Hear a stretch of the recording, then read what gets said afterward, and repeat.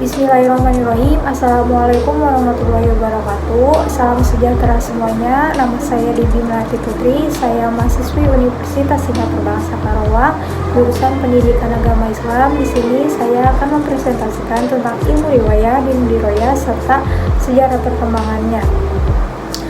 Untuk mata kuliah studi hadis guna memenuhi tugas ujian tengah semester.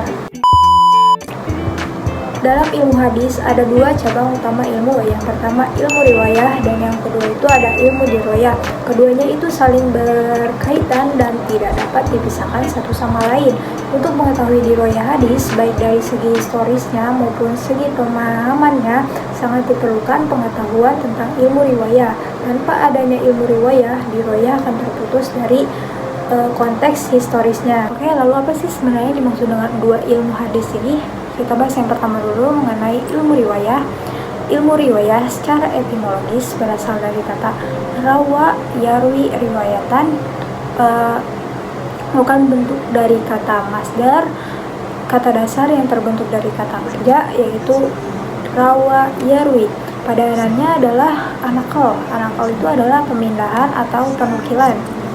Disebut demikian karena inti dari ilmu hadis ini adalah pemindahan riwayat secara lisan maupun tulisan. Secara lisan berarti seorang periwayat memindahkan riwayat dari hafalan gurunya lalu ia sampaikan kembali kepada muridnya.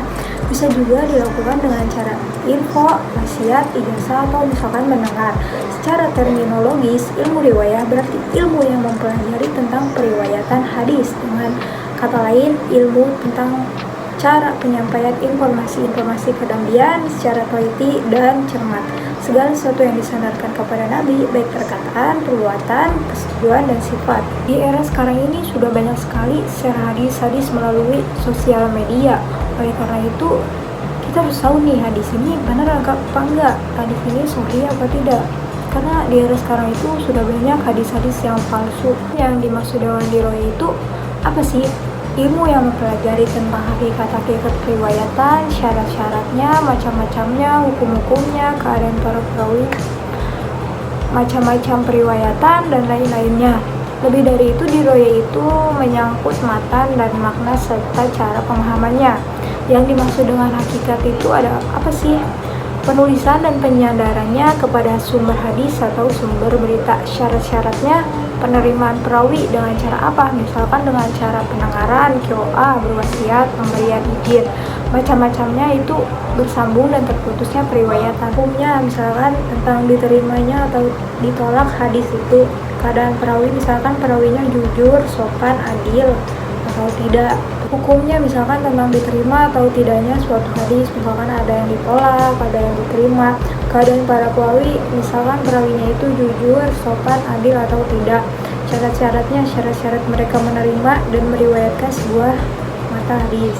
Saya akan menjelaskan tentang sejarah perkembangan ilmu hadis. Ilmu hadis itu sudah ada sejak awal Islam atau sejak periode Rasulullah SAW. Berawal dengan cara yang sederhana dan berkembang dengan sedemikian rupa. Pada masa Rasulullah itu ketika sahabat ragu terhadap hadis ini, sahabat tinggal menemui Rasulullah dan bertanya apakah hadis ini benar atau tidak, apakah hadis ini sahih atau tidak. Dan pada masa sahabat, ketika Rasulullah sudah wafat, Abu Bakar tidak mau menerima hadis yang disampaikan seseorang apabila bisa disaksinya. Demikian juga terhadap Umar bin Khattab, mengancam akan memberikan sanksi kepada orang yang tidak membawa saksi. Ali bin Abi Thalib menetapkan persyaratannya sendiri, ia tidak mau menerima hadis kecuali orang itu mau menyampaikan dan bersedia diambil sumpah atas kebenaran suatu hadis itu. Semua yang dilakukan mereka agar tidak adanya hadis palsu dan bertujuan untuk memurnikan hadis-hadis Rasulullah SAW. Dan pada masa tabi'in, penelitian semakin berkembang dan semakin rumit. Oke, mungkin cukup sekian presentasi dari saya. Mohon maaf jika ada kesalahan dalam kata ataupun penyampaiannya. Mohon dimaklumi karena saya masih belajar. Terima kasih. Wassalamualaikum warahmatullahi wabarakatuh.